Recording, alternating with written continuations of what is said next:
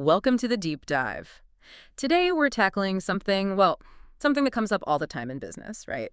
You sign a contract, you're partway through, and suddenly you realize, uh-oh, this is way harder or more costly than I thought. Right. So the big question is, can you actually go back and demand more money for doing the exact same work you already promised to do? Yeah, without adding anything new to the mix. Exactly. We're not talking unexpected disasters necessarily or new tasks, just Yeah. can you renegotiate based on, well, maybe needing more money or having more leverage later? It's a classic contract law problem. Okay, let's dive into this. Our sources point us straight at this thing called the pre-existing duty rule. And our mission really is to figure out if there's a way around it. Is there like a legal escape hatch? Mm-hmm. Can parties mutually agree to just, scrap the old deal and instantly create a new, better one without adding any new work? That is precisely the mission. Mm. We need to break down the very strict rules about consideration when you try to change a contract that's already in place. Okay. And it really boils down to this key difference. What's a simple modification versus a complete rescission followed by a replacement? It sounds subtle, but legally it's everything. Timing, intent. Mm. That's what we need to unpack. Right. So let's start with the barrier itself. What is that core legal idea stopping people from just demanding more money mid-job? Okay, that is the pre-existing duty rule.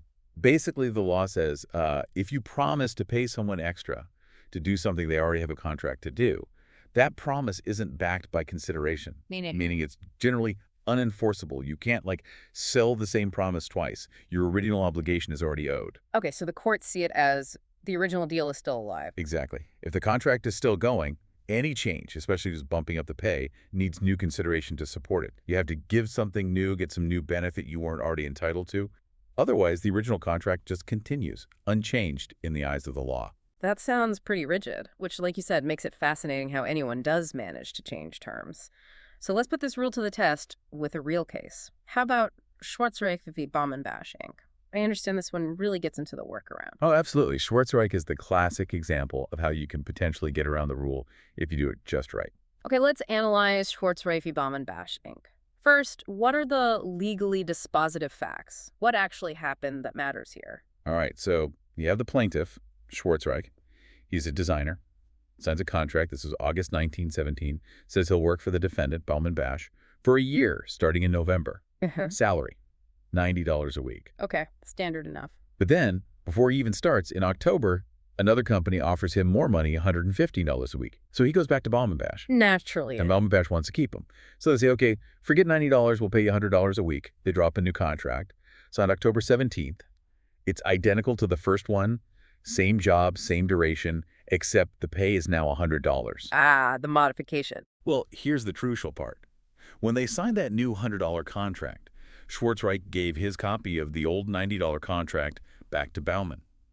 And witnesses said the signatures on that old contract were literally torn off right then and there. Oh, interesting. So they physically destroyed it. That's the key fact. Yeah. Later, Schwarzreich gets fired and sues to get paid based on the $100 contract. And what was the core legal issue? The issue was all about consideration. Was that second contract, the $100 one, actually valid? Did it have consideration? Because, Schwarzreich was already obligated to do the exact same design work for $90 Right. under the first contract. Right. So the specific question was, can you legally cancel an existing contract and make a new one at the very same time, effectively replacing the old obligation with a new, more expensive one? What rule did the court apply then? Did they just stick to the pre-existing duty rule? They started with it. They acknowledged the general rule, Yeah. promising to do what you're already bound to do. That's not consideration.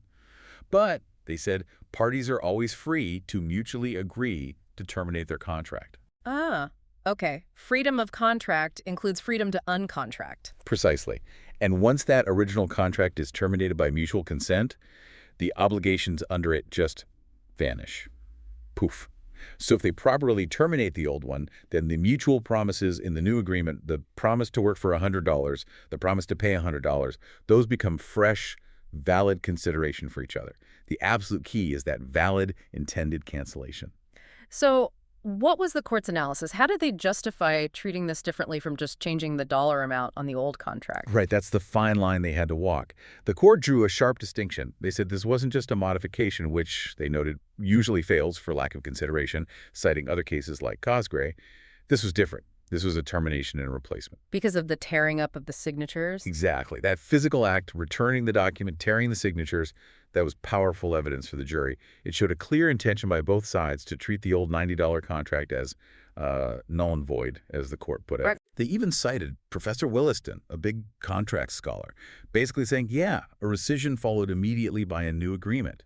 That's perfectly valid. The new agreement stands on its own. It's not about changing the old one. It's about ending it and starting fresh. And the conclusion, did Schwarzreich get his $100 a week? He did.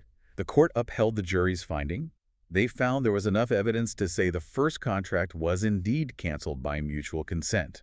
The deciding factor, they emphasize, is that mutual rescission by consent. And the timing didn't matter. Like if it happened a second before or at the same instant. The court said the timing wasn't the critical piece. A moment before, the same time. Irrelevant.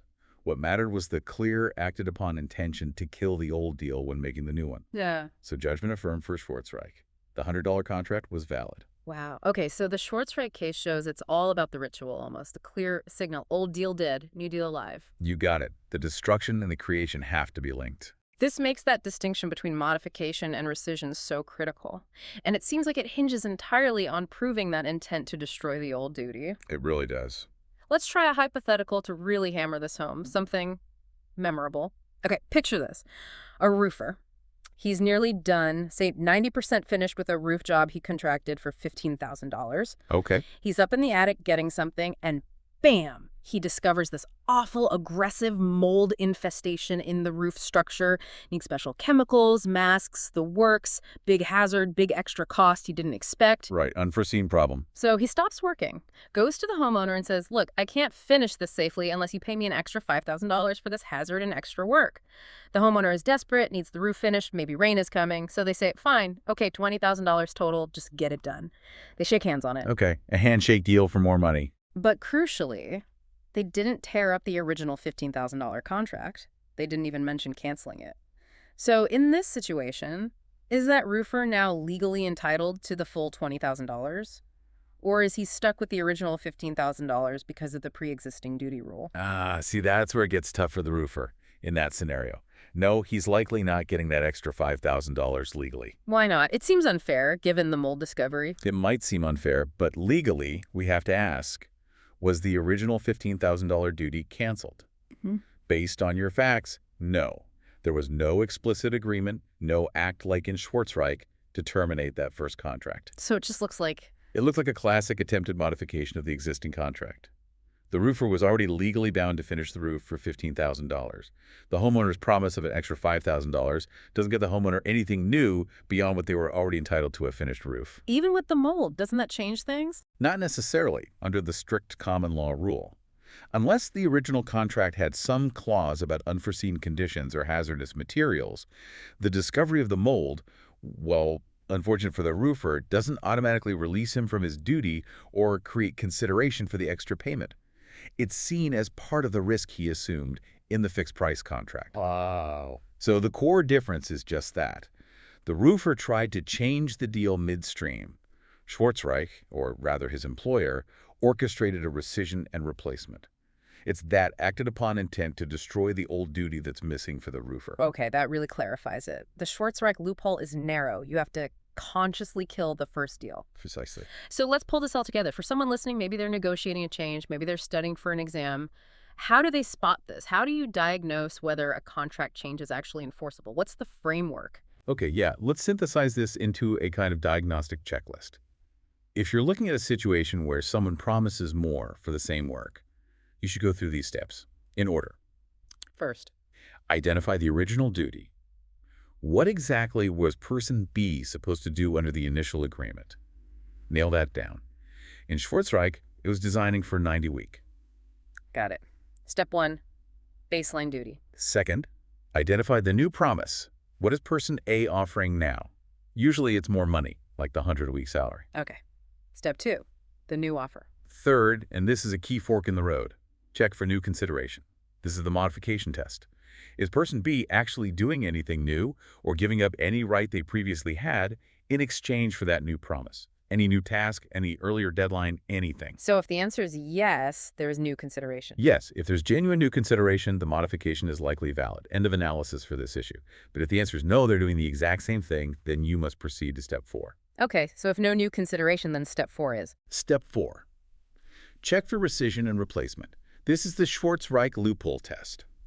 Did the parties clearly mutually agree through words or, importantly, actions like destroying the old document to cancel and terminate the original contract before or at the same time they made the new one? The intent to kill the old deal has to be clear. Crystal clear and acted upon.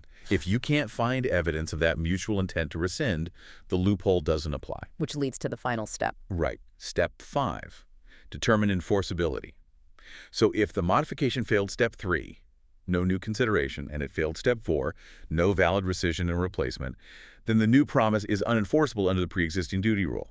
Plain and simple. What? But if it failed step 3 but passed step 4, meaning they successfully pulled off the Schwartz-Reich maneuver, the rescission and replacement, then the new contract is enforceable. The mutual promises in that new deal supply their own consideration. That's a fantastic framework. It really shows that the how and when the procedure, the sequence of tearing up the old and signing the new, can be just as critical as the what in the contract itself. Absolutely. It might seem like legal formalism, but it reflects that fundamental principle. You can agree to end your obligations, and once ended, you can start fresh. That mutual rescission is the key that unlocks the door, otherwise barred by the pre-existing duty rule, as long as you make that intent unmistakably clear. Okay, so a final thought here, something for you to ponder. What if the original contract itself has a clause, a very specific clause, saying this contract cannot be canceled or modified except in writing and with new tangible consideration? Ah, a no oral modification clause, Yeah. or even stronger. Yeah. Could the parties still use the Schwartz-Reich method, mutually agreeing right there and then, to just ignore that clause, tear up the contract, and sign a new one? Can they mutually agree to waive their own anti-modification clause at the same time they rescind the whole deal? That's a really interesting question. It pits the freedom to contract initially against the ongoing freedom to, well, uncontract and recontract.